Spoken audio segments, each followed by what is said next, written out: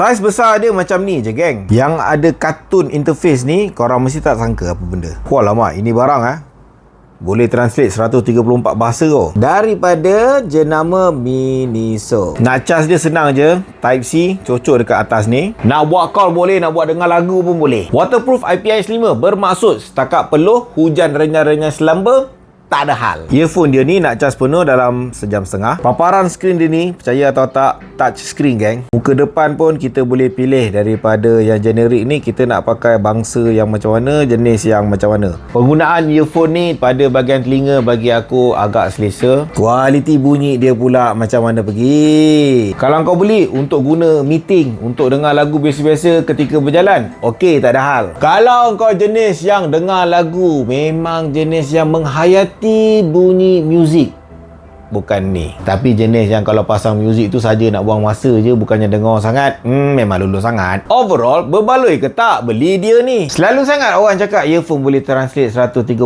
bahasa, tapi bila masanya kau nak makan angin, gaji pun B40 macam aku. Apa pendapat korang pasal dia ni? Letakkan di ruangan komen.